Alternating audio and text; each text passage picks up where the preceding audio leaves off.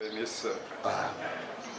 Nous sommes une fois encore reconnaissants à notre Dieu, lui le maître des temps et des circonstances, pour la force qu'il nous donne en ce jour de continuer à parler de lui, continuer à prêcher l'évangile, que tous ceux qui nous écouteront et tous ceux qui nous écoutent soient bénis.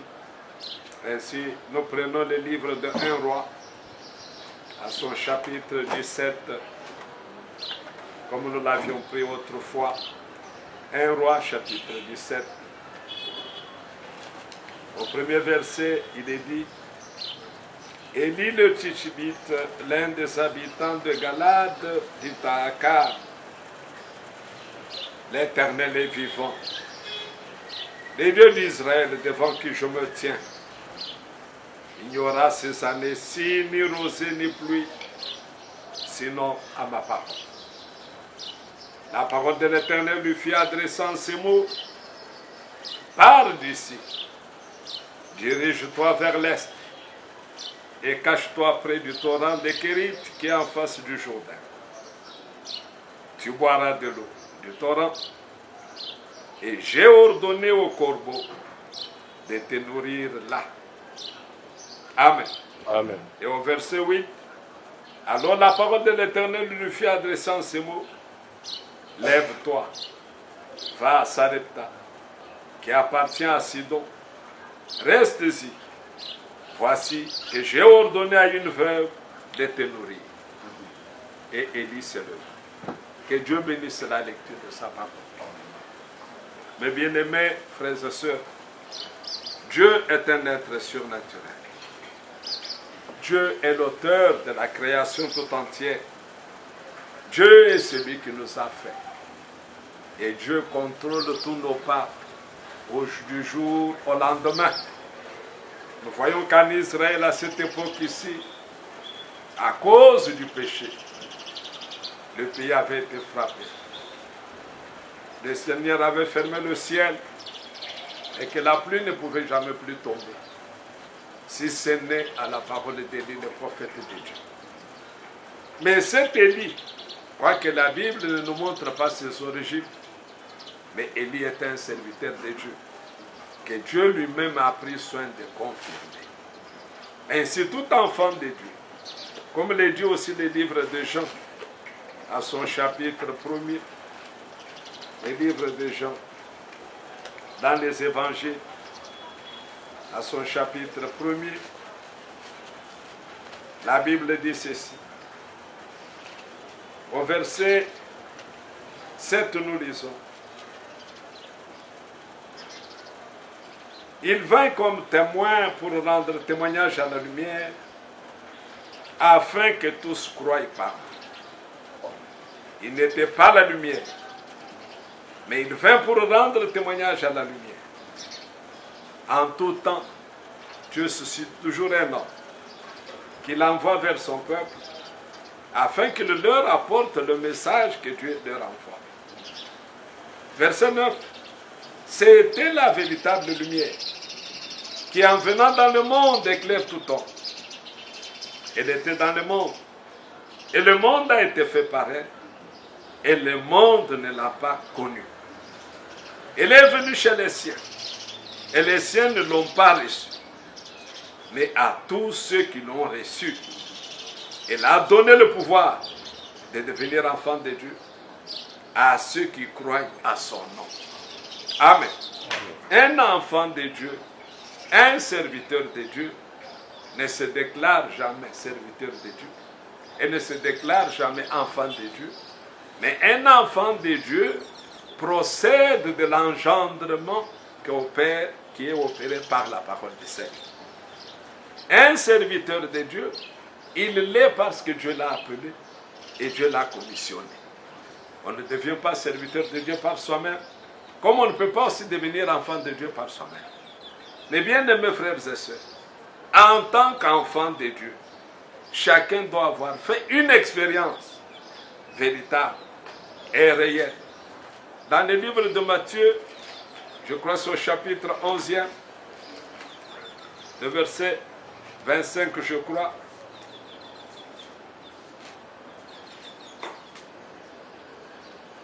au verset 25.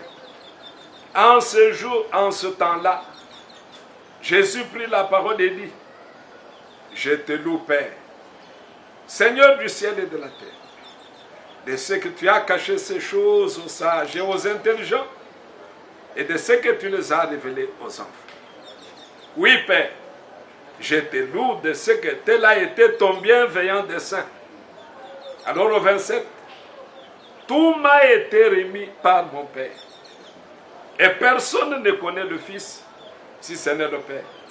Personne non plus ne connaît le Père si ce n'est le Fils. Et celui à qui le Fils veut le révéler. Alors il dit, venez à moi, vous tous qui êtes fatigués et chargés, et je vous donnerai du repos.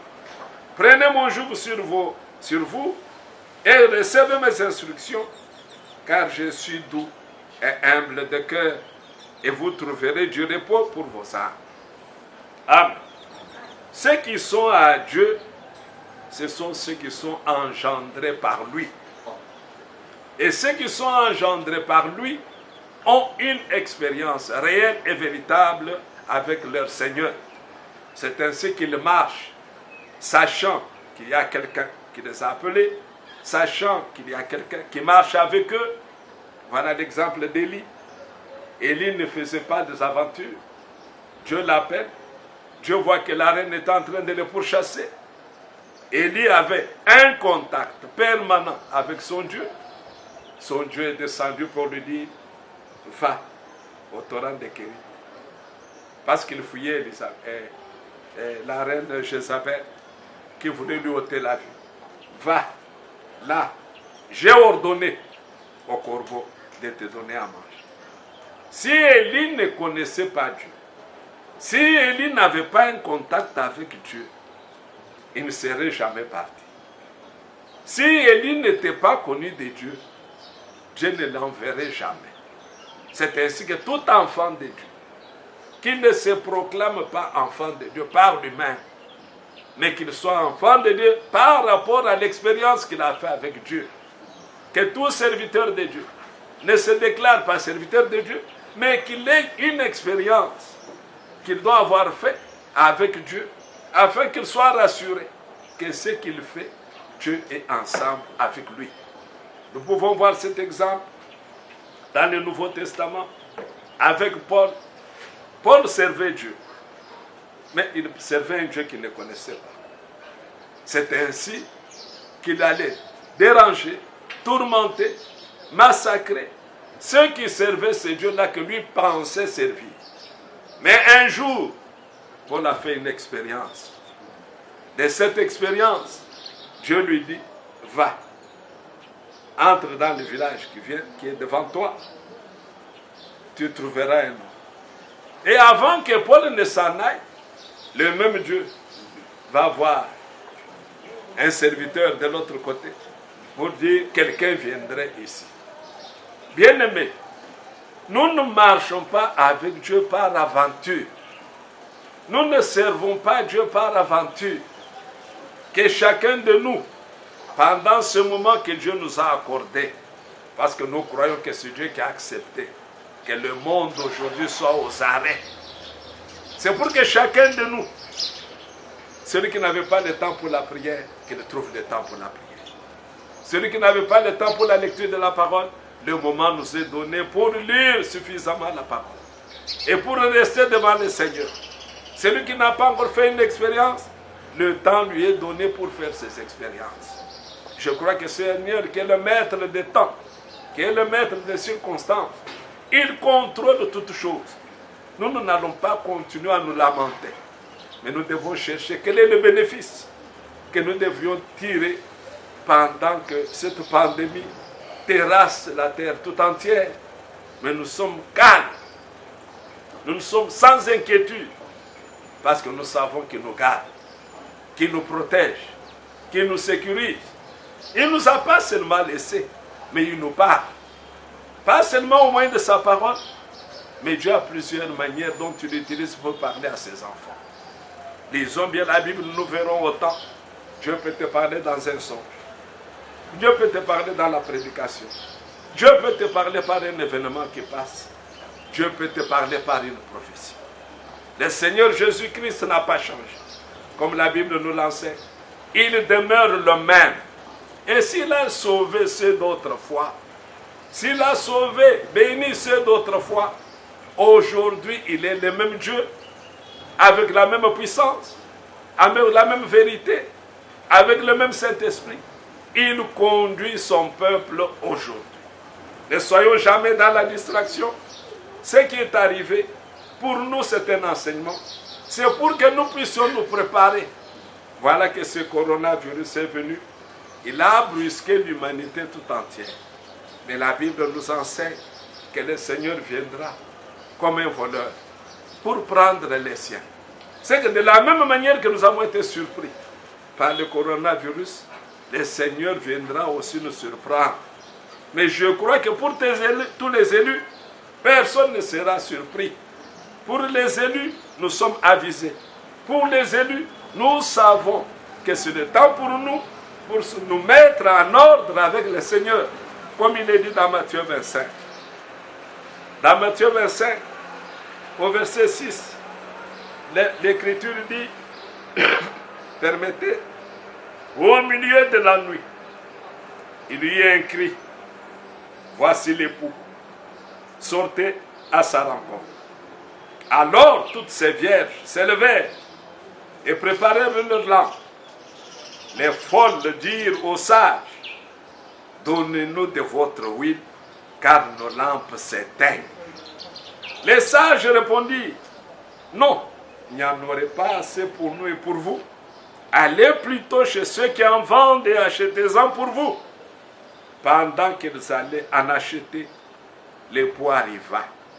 Celles qui étaient prêtes entrèrent avec lui au festin des noces et la porte fut fermée. Aujourd'hui, mon frère, ma soeur, la chose la plus essentielle, aujourd'hui, c'est d'être prêt.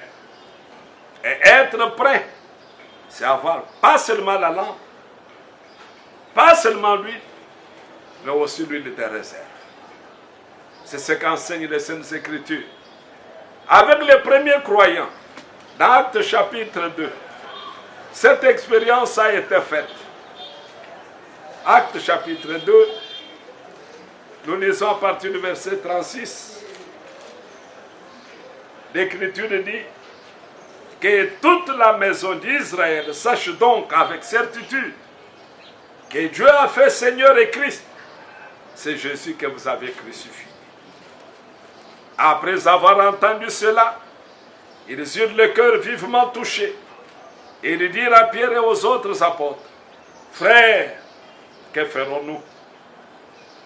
Cette question doit être la tienne, doit être la mienne en ce jour.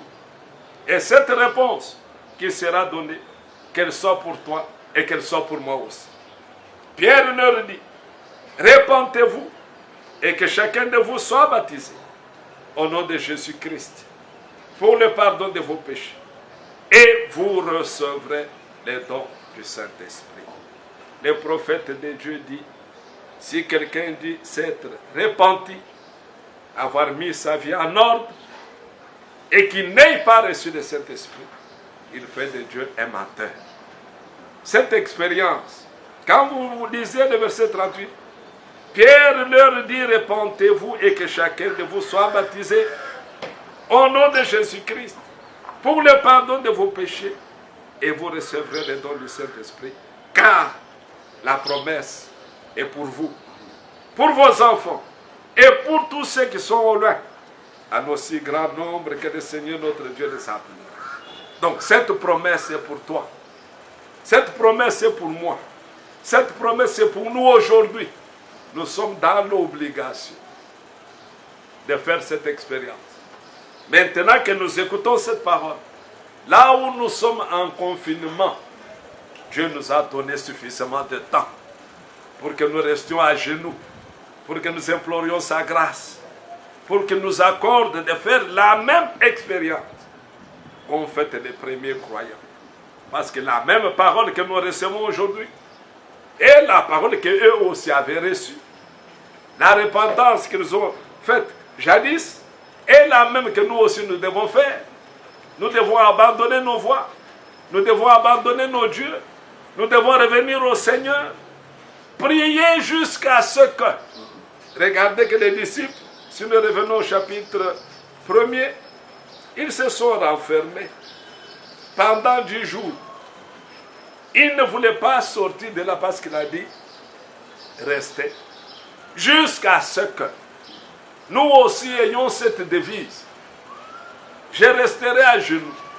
Jusqu'à ce que je puisse faire cette expérience. Si je suis aujourd'hui à genoux et que je n'ai pas fait l'expérience, demain je reviens à genoux. Si je ne l'ai pas fait, je reviendrai toujours. Jusqu'à ce que l'Écriture dit au verset 4, comme il s'est trouvé avec eux, il leur recommanda de ne pas s'éloigner de Jérusalem, mais d'attendre la promesse du Père, dont leur dit-il, vous m'avez entendu parler. Car Jean a baptisé d'eau, mais vous, dans peu de jours, vous serez baptisés d'Esprit Saint. Être baptisé d'Esprit Saint, mon frère, mon bien-aimé, c'est avoir sa carte d'embarquement. C'est avoir son vaccin contre le péché. C'est avoir le vaccin contre le mal. Un homme qui a un vaccin, la maladie du péché ne peut plus le dominer. Il est au-dessus du péché. Amen. Il est plein d'amour. Il dit, et donc réunis demandèrent, Seigneur, est-ce en ce temps que tu rétabliras le royaume pour Israël? Il a répondu, ce n'est pas à vous de connaître les temps ou les moments que le Père a fixé de sa propre autorité. Mais le verset 8, il dit, mais vous recevrez une puissance, celle du Saint-Esprit, survenant sur vous, et vous serez mes témoins à Jérusalem, dans toute la Judée, dans la Samarie, et jusqu'aux extrémités de la terre. Le message de l'heure nous oblige chacun à appliquer le signe. Amen. À appliquer le signe. Mais voilà que Dieu nous donne de beaux moments. Ce n'est pas le travail qui va encore t'empêcher. Nous devons trouver quel est le bénéfice, quel est l'intérêt que nous avons avec cette pandémie. Qu'est-ce que nous en tirons comme bénéfice?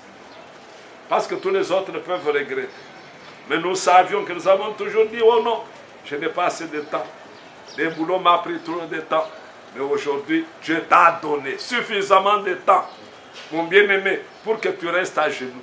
Jusqu'à ce que tu reçoives cette puissance, celle du Saint-Esprit, qui doit survenir sur toi.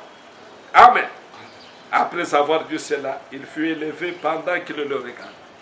Mais quand Pierre commence son enseignement, il ramène tous les croyants à ce que le Seigneur avait dit ici. Il dit, la promesse est pour vous, pour vos enfants, et pour tous ceux que le Seigneur appellera. Ici, Pierre parlait de nous. Nous sommes aussi appelés par le Seigneur. La première des choses, la Bible dit, cherchez d'abord le royaume des cieux, et le reste vous sera donné par-dessus. Le royaume des cieux, c'est le Saint-Esprit. Mon frère, ma soeur, là où tu es, mets-toi à genoux, implore le ciel. Qu'il t'accorde ce qu'il a promis. Dieu est fidèle. Lui qui a fait la promesse, il est fidèle pour l'accomplir. Ainsi, lorsque tu seras rempli de cet esprit, là nous pouvons aller dans Galates, pour terminer, j'espère. Galates, chapitre 5. L'Écriture dit ceci, au verset 22. Mais le fruit de l'esprit est l'amour, la joie, la paix, la patience, la bonté, la bienveillance, la fidélité, la douceur, la maîtrise de soi. La loi n'est pas contre de telles choses. Si en toi il n'y a pas d'amour, fais-toi un examen. C'est la preuve que cet esprit n'est pas en toi. S'il n'y a pas en toi de la joie, la paix, la patience, la bonté, la bienveillance, quand le Saint-Esprit vient à nous, il amène toutes ces choses avec. Tu ne forceras jamais d'aimer. Tu ne forceras jamais. Tu ne pourras jamais haïr. La haine ne peut pas monter dans ton cœur. Que chacun de nous, pendant ce temps que Dieu nous a donné, ça c'est le temps que Dieu nous a donné, pour rester à la maison, pour implorer sa grâce, pour demander son secours. Parce que la plus grande des choses, la plus grande des bénédictions sur cette terre, c'est le baptême du Saint-Esprit. Que le Seigneur vous bénisse. Ces quelques paroles, qu'elles puissent prendre place dans vos cœurs et que Dieu vous soutienne et que Dieu vous assiste. Dans le nom puissant de Jésus-Christ, nous avons prié ainsi. Amen. Amen. J'aime Jésus. J'aime Jésus. J'aime Jésus. Qu'il soit loué. Amen. J'aime Jésus, mon Dieu. Oh, j'aime Jésus. J'aime Jésus. Qu'il soit loué. Amen. Jésus qui soit loué. Alléluia. Qui soit loué. Amen. Qui soit loué. Alléluia. Qu'il soit loué. Amen. Jésus qui soit loué. Alléluia. Qui soit loué. Amen. Qui soit loué. Alléluia. Qui soit loué. Amen. Prions tous ensemble. Seigneur Dieu, Oh, bien-aimé Père Céleste, merci Seigneur Seigneur Dieu, pour ce moment que tu viens nous accorder, Seigneur. Alléluia, rafraîchissons encore, Seigneur mon Dieu. Alléluia, Seigneur, c'est avec toi, Seigneur Jésus. Alléluia, Seigneur, que tu fruit de l'Esprit, Seigneur. Nous avons, Seigneur mon Dieu, par le Saint-Esprit plus de peu. Mais remplis, Seigneur Jésus, remplis-moi dans le chemin, tu m'as rempli, Seigneur Jésus. Sois une réalité pour chacun de nous. Seigneur, que ce ne soit pas une histoire, mais que ce soit une réalité, une vérité pour chacun de celui, chacun de tes enfants. Que tu étendes ta main, que tu apportes le secours et le soutien. Âge mon Seigneur, âge mon Dieu, accorde à tes enfants cette riche bénédiction, qu'ils l'expérimentent pour que ce jour-là, lorsque tu reviendras, que personne parmi nous ne puisse rester. Seigneur mon Dieu, Seigneur mon Dieu, Seigneur mon roi, que chacun de nous ait une relation personnelle, une relation vivante avec toi. Oh Seigneur, que chacun te connaisse comme jamais il t'avait connu. Toi qui te révèles à tes enfants. Révèle-toi, Seigneur, à tous tes bien-aimés. Fais une histoire avec chacun de nous, Seigneur. Une marche avec chacun de nous. Prends chacun par la main et accorde-le, Seigneur. Te le demandons dans le nom puissant, dans le nom merveilleux de ton Fils Jésus-Christ. T'avons prié, Seigneur. Amen. Amen. Bon, on va prier. Bien-aimé Père Céleste, nous venons d'entendre ta parole. Ce dont nous avons besoin, Seigneur, c'est que les bénéfices de cette parole nous soient accordés, Seigneur. Et soient accordés, Seigneur, à des milliers de personnes qui peuvent écouter cette parole. Seigneur, étends ta main, Seigneur. Puisses-tu accorder le Saint-Esprit, Seigneur, à tous ces cœurs assoiffés. Ils ont besoin de toi, Seigneur. Nous avons besoin de toi. Puisses-tu descendre encore en ce jour, alors que, Seigneur, tu as parlé plus haut, Seigneur mon Dieu, dans nos cœurs. Et nous avons compris la nécessité, Seigneur mon Dieu, d'avoir le Saint-Esprit. Sois béni, sois loué à jamais. Accomplis-le, Seigneur mon Dieu, dans chaque cœur. Au nom de Jésus. Bénis aussi, Seigneur, ton serviteur, que tu t'es choisi aujourd'hui, Seigneur, pour venir en aide à ton peuple. Que l'honneur te revienne, que la gloire te revienne au siècle des siècles. Nous t'avons ainsi prié. Amen. Amen. Que Dieu vous bénisse. Amen.